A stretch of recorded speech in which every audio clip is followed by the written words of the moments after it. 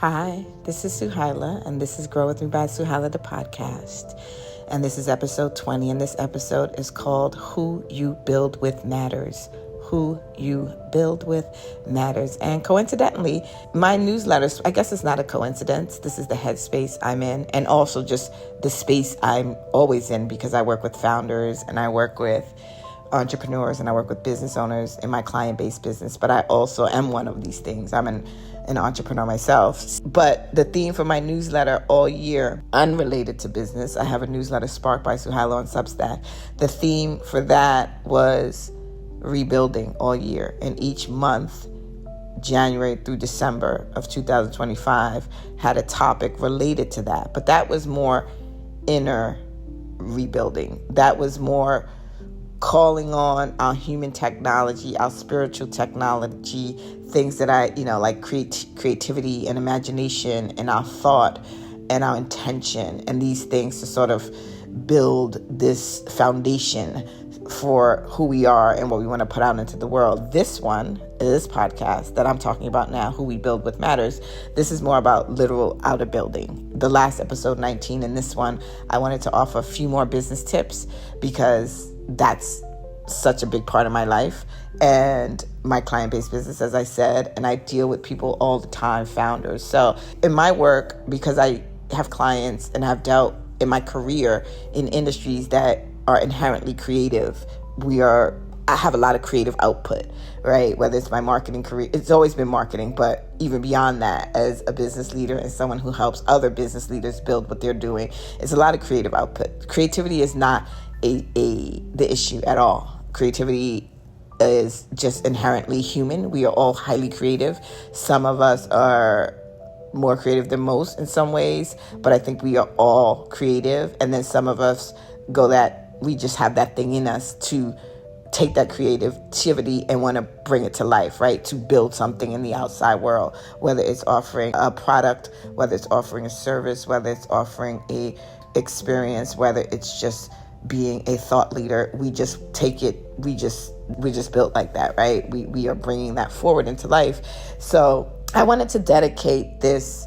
So I deal with entrepreneurs all the time, and I deal with business owners and founders specifically all the time as my clients, and we're always building. And I see just some patterns of where people may not know how to move forward. And the last episode was giving some tips towards that. I was focused on how important time, money, and people are. Time, money, and people. If you haven't listened to that episode, you should go back and listen to it. You might find it helpful. And this one is also another tip, the final one for the year, that I thought was crucial among all of these things, time, money, and people. And this one is focusing on how important who you hire and who you build with is.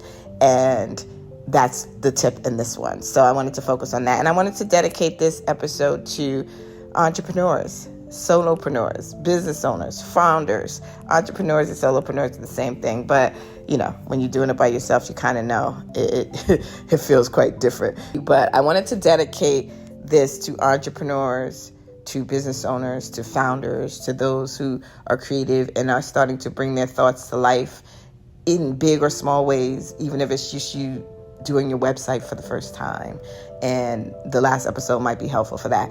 But, I wanted to just offer a few solid real world tips as it relates to building an actual business or brand or both, because I find that this is where most of my clients get it wrong and they have to course correct a lot.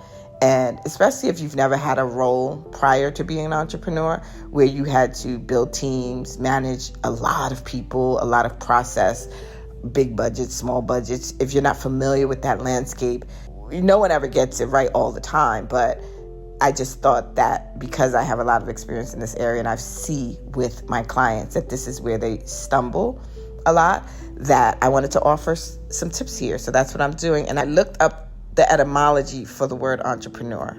And I had never done that before, I don't think. And if I did, I don't remember. And it comes from the French word entrepreneur, which is one who undertakes. It's from the verb entreprendre. I could be saying that more Spanish than French, but entreprende, which is to undertake, to attempt, to set in motion. So that comes from entre, which is between and among, and prendre, which is to take, to grasp, to seize. And the literal meaning is one who undertakes something into their hands, one who undertakes something that is not yet formed. And I'm talking about this is pre-business language, business founder language or usage, pre-business usage, pre-business founder usage. I'm talking about that phase. And it was a person who undertook a project. It could even be, it said, a military contractor, but it was ultimately a builder. An entrepreneur was a builder responsible for executing something that is uncertain. And it was someone who assumed risk and responsibility for bringing something into being. So the word had nothing to do with companies and business at first. It was about initiative under uncertainty. So at its core, at its root, entrepreneur means someone who steps between what exists and what does not exist. It's someone who knows how to grasp an idea and carry it forward. And if you are one, you know what this feels like, right? You can have the idea. It's the carrying it forward that makes you an entrepreneur, right? It's someone who knows how to move without guaranteed outcomes. So it's not a role and it's not a title. It's an orientation towards creation. And so historically speaking, it was really, really rare to self-identify as an entrepreneur. And you were named it after you undertook something. So it wasn't like a title, like a doctor, like a lawyer, like a teacher. It was, you were named it after you undertook something. And saying it about yourself was extremely rare. And it's still rather uncommon to be one, which I was surprised to read that in my little bit of research that I did, because I feel like I'm surrounded by entrepreneurs. It feels like most people are one these days. But I guess it's not. So if you are one, you know that it's a very special thing. It takes a lot of heart. It takes a lot of risk. It takes a lot of guts. It takes a lot of conquering your fear. And just in a very practical way, I wanted to offer some tips on when you are starting to actually take those steps in the real world, when you're having to look at budgets, when you have to look at your time, how to spend your time, when you have to look at the people. I wanted to spend the last episode in this one of the year 2025 giving a couple of tips, not overwhelming, very simple for you to think about as you start to do this. So that is why this episode is called Who You Build With Matters. Let's get into it. Hope you like it. I'm going to stick with the same theme I did 2 weeks ago and talk a little bit about business as we close this year of 2025. So for me, my birthday, I consider the new year, which is July. So in my mind, I'm halfway through my year by the time December comes in January. But at the same time, you know, it's a combination of a feeling of winding down, relaxing, resetting, resting. I'm fortunate enough to own my own schedule in that way where I could decide, you know what, I'm going to pull back this month like I've been doing and really just go inner and meditate and pray and focus, be still, be silent, store up my energy. Not like you can save your energy for later, but recoup. It's almost like I'm recouping all the energy I gave out for all year. And I just need to let it come back into me, or at least be still so I'm not exerting so much energy. And at the same time, I'm looking forward to the idea symbolically of what the start of a new year can feel like, right? It's, time is made up, right? It only exists here on planet Earth within time and space. It doesn't exist anywhere else. It's the clocks and the systems that we have, including this daylight savings that we've all been a little bit struggling through. For me, it's like that 1 hour change felt like 3 hours. I don't know how that's possible. So by 6 o'clock in the evening, I look and it feels like it's 9 o'clock. I'm like, how did 1 hour feel like 3? But anyway, the start of the year is symbolic, right? I mean, it's literal because we work on a calendar system and we work with a 24-hour day divided 12 and 12, night and day. We're on that schedule. And January 1st and the end of the year leading up to January 1st feels like and is a start for many people. So even though we're winding down and celebrating, just as quickly we turn that corner and we're like, okay, it's the new year. Let's hit the ground running and do everything we want to do, right? Whatever those goals are. So with that in mind, and in the spirit of the last podcast where I talked about how I'm going to be opening up a little bit more of this podcast in terms of the conversations I'm having. I'm going to probably have more guests in the new year. We'll see. I'm going to let it evolve. But in the last one and this one, I just want to give a few more business tips. Like I said in the last one, if you didn't hear it, I'm an entrepreneur. I'm a business owner. I have a company. It's called Linear Global Group. It's business and brand development, personal development. I have an extension of that within my company. It's called Awaken the Brand. So I consider myself a creative and social impact entrepreneur at this point. I have two courses. One called Awaken the Brand. It's a brand development and personal development. I call it brand development meets personal development, powered by spiritual intelligence. That's a course called Awaken the Brand. I have a book. I have coaching. I have one-on-one with clients, select clients. I also have a mini course called Feminine Leadership. And then I have this podcast, which is more about personal growth, mental and emotional well-being. I have my newsletter, which is called Spark by Suhailah on Substack. Same idea.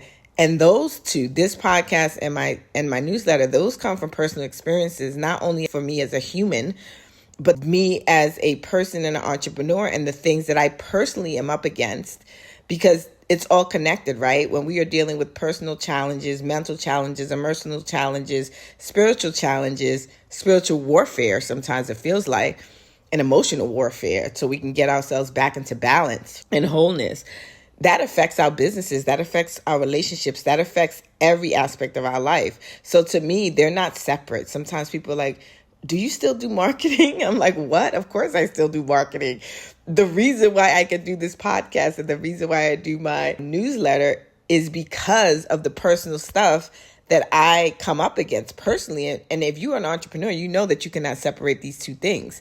It takes a big mind and a big heart to be able to face your day when you are struggling inside with anything, anxiety, heartbreak, anything, financial issues. You got to really almost separate yourself to keep going. Like, okay, I got to put this aside and keep going, right? And because I have this dream, I have this vision, I have this thing that I want to come to life, and my soul is guiding me, and my soul is leading me, and my spirit is telling me that this is the thing that I was born to do.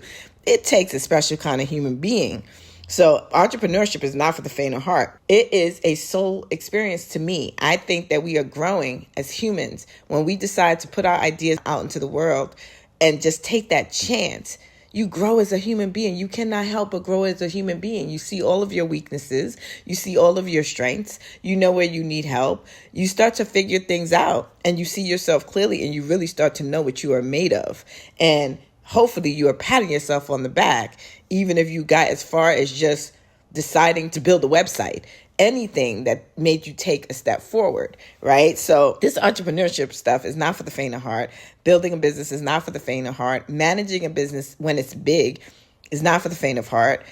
Hiring other people and giving your dream to them when it gets really big, and then when you're not here anymore, 75 years from now, 100 years from now, and someone is carrying out that dream and that mission, you want to make sure it's intact, and you don't have really control of that. So a lot of what I do is helping people set that up for success, hopefully from their soul, from the foundational level. That is what brand development is, right? Before you even get to the marketing of the product. So there's a difference between brand marketing and product marketing, right? And brand development and then product development. But that's another story. But I wanted to just focus these last two episodes, 2 weeks ago and this one, on just these simple things that I have learned in my career. I had a whole career before I had my business. My business, Linear Global Group, is 12 years old now. It's a brand and marketing consulting and business consultancy firm. Like I said, Awaken the Brand, which lives it within it and which is an extension of it, came later, but it's still quite a few years old now. So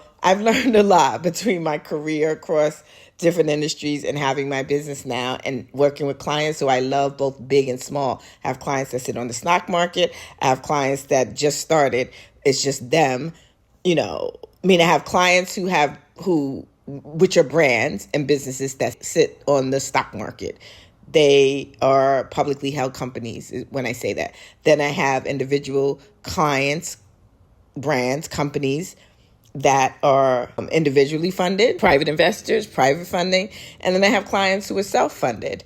They just is bootstrapped. They take their own money and they put their money where their mouth is and they make their dreams come true. So I've seen all of it. I've worked with all of it. I have.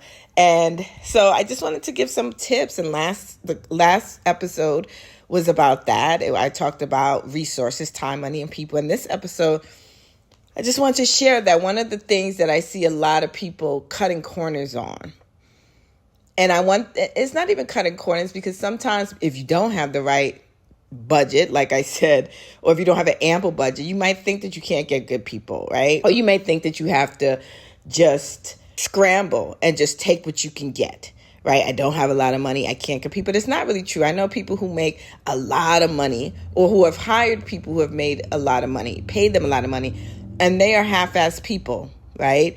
And then I know people who, they don't pay someone a lot.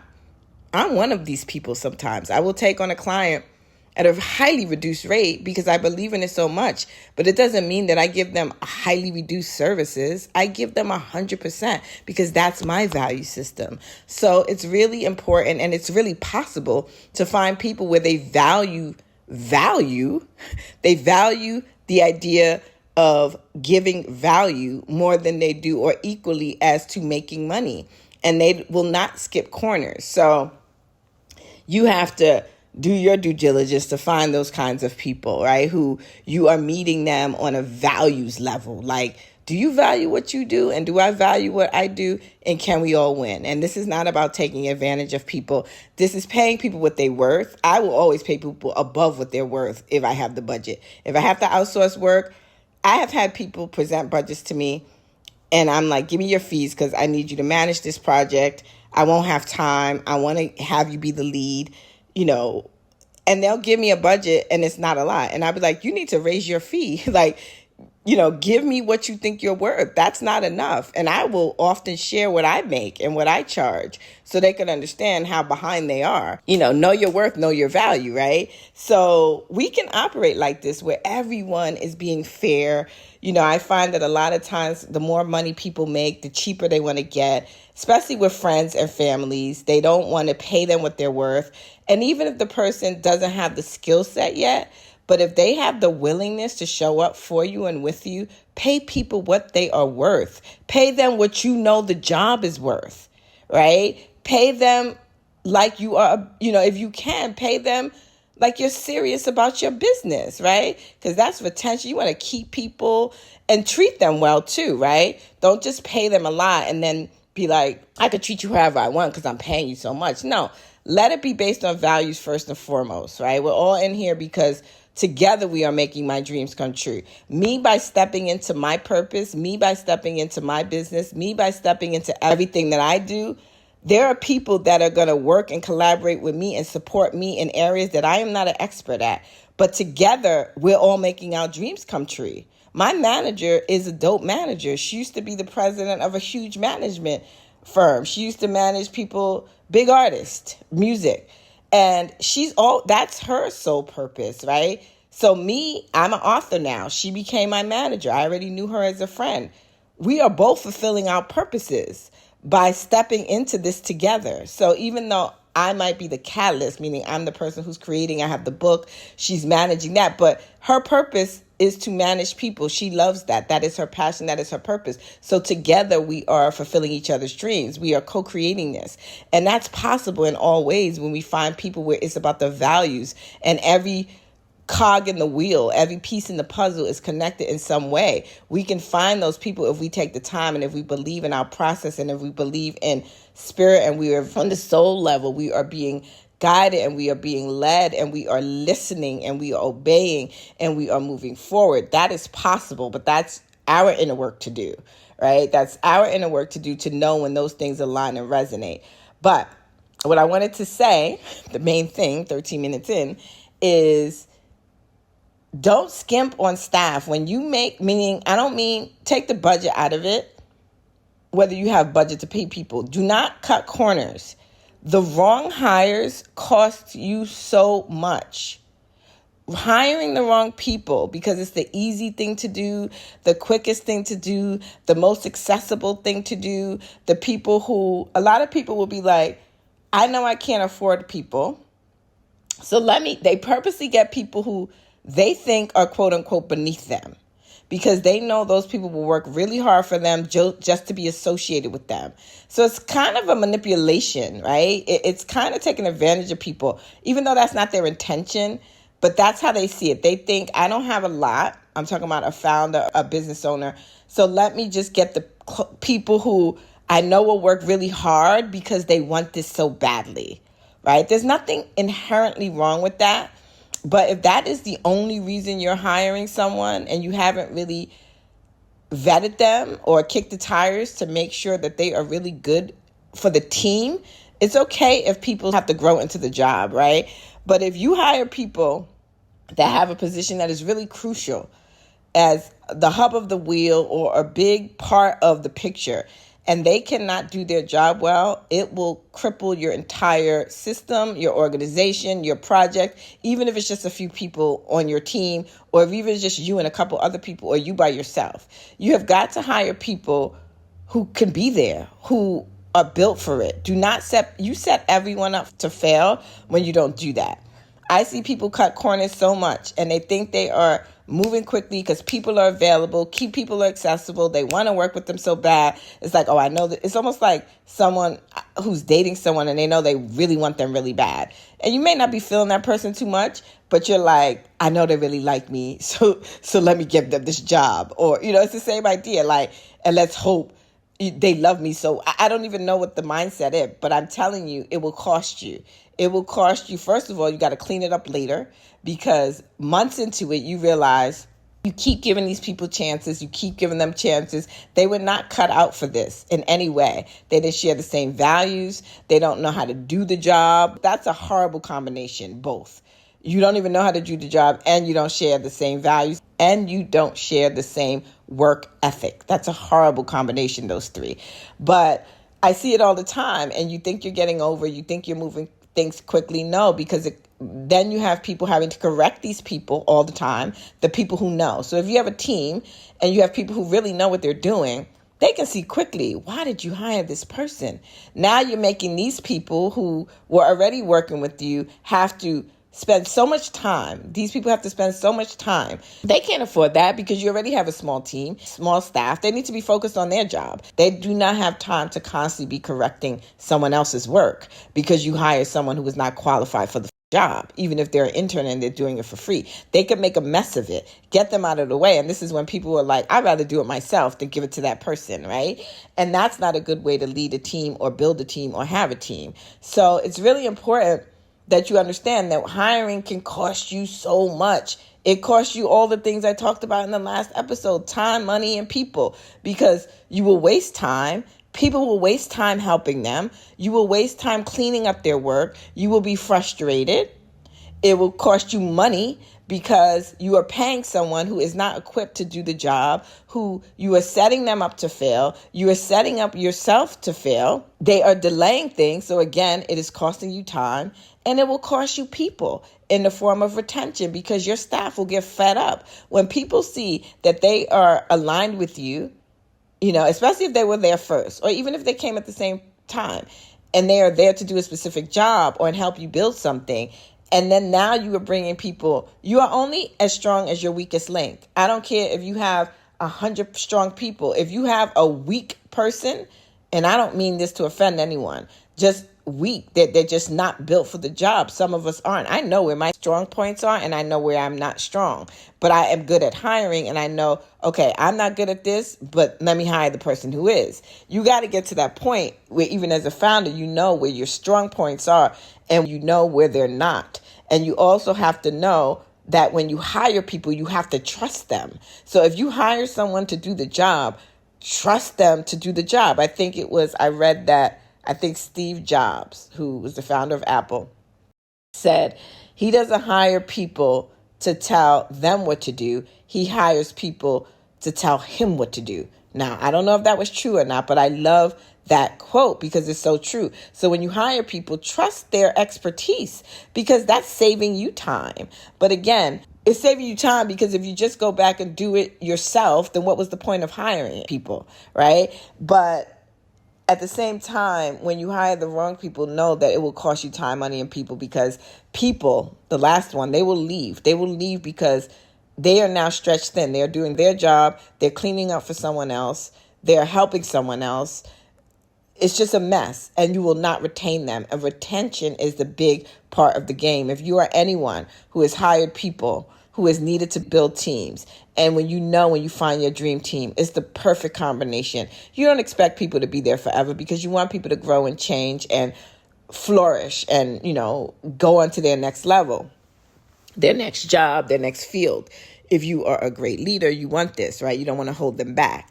But at the same time, you want them to stay there for as long as they want this kind of job. And if you put them in a position where they constantly have to course correct, change, projects are delayed, their work is compromised, the integrity of the work is being diminished, everyone is losing time, sleep, patience, because the founder or the boss or the head of the department hired the wrong person and cannot see it, that's a problem. You are costing yourself time, money, and people. They say, hire slow and fire quick. Hire slow and fire quick. I agree. Hire slow and fire quick. If you do make the mistake of hiring the wrong people, then know that you need to fire quick, or you're going to lose the rest of the people around you, or at least you are going to lose morale. And that's the last thing you want when you're a founder or a startup or a small business or any company where you're trying to grow, because it doesn't matter what the brand stands for. We can say all these fancy things. As someone who builds brands and tells stories around brands, I can make anything sound great. But just because we have a brand, we have a logo, we have a visual identity, we have a verbal identity, you will notice that the same company with the same messaging, the same values, the same ethos, the same tagline, it will feel completely different when different leadership comes in, right? So the company is only as good as the leadership. And the leadership is only as good as the people are willing to grow. The leader is willing to grow and transform themselves personally so that they can grow and transform the company. And then it gives you the confidence and the courage and the compassion to hire the right people and also fire them when they are not doing well, gracefully, right? Lovingly. I don't mean pack your bag and put your stuff in a box and leave by 12 o'clock at noon. I don't mean that kind of firing. But it saves everyone when we can do these things properly, when we can do them with compassion, with empathy, with grace. But the best approach is to hire slow.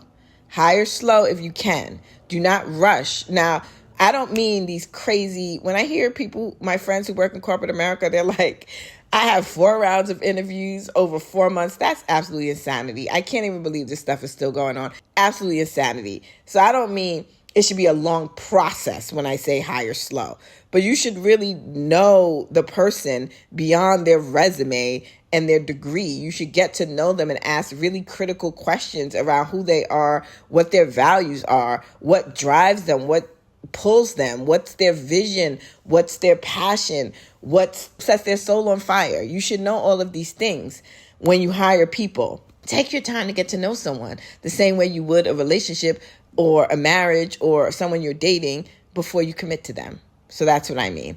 I hope this is helpful.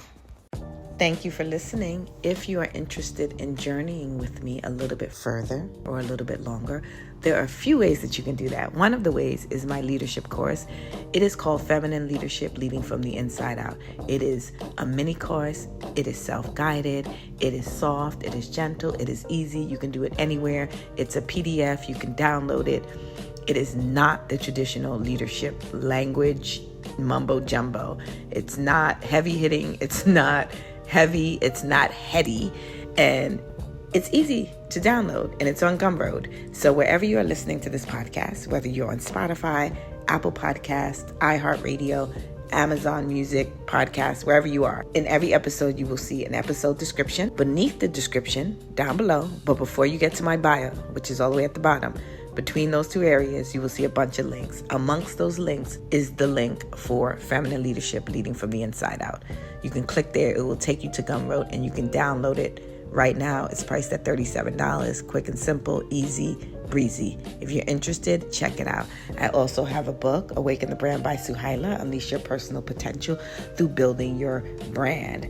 I like to say this book is personal development meets brand development, powered by spiritual intelligence. So whether you have an actual business brand or just a personal brand that's also a business, or just a personal brand that's just you, I define a brand as a promise. So whatever that is for you, it does not have to be a business that is a business where you are generating money or trying to generate money. It's just about how we show up in the world through our businesses, through our brand. I'm really using brand as a path to higher consciousness. That's really what it is. I'm using business and brand as a path to higher consciousness. I use that word because it's something that everybody understands, but it really literally is also a business and brand book. So however you want to look at it, however you're approaching it, whether it's for yourself personal, whether it's for yourself because you actually have a personal brand like you're a public speaker, or whether you're a thought leader and you actually are building a personal brand, or that is your business, or whether you have an actual product service brand. It's for everybody. So you can also check that down below. I have another course. It's also called Awaken the Brand. It's what the book came from. The course came first. The book came second. So you can check that out below. That's on Teachable and Gumroad as well. And then I have a newsletter called Spark by Suhailah, and it is on Substack. Those are all of my offerings. If you're interested in any of them, you will find them below. Have a wonderful day. Sending you light and love.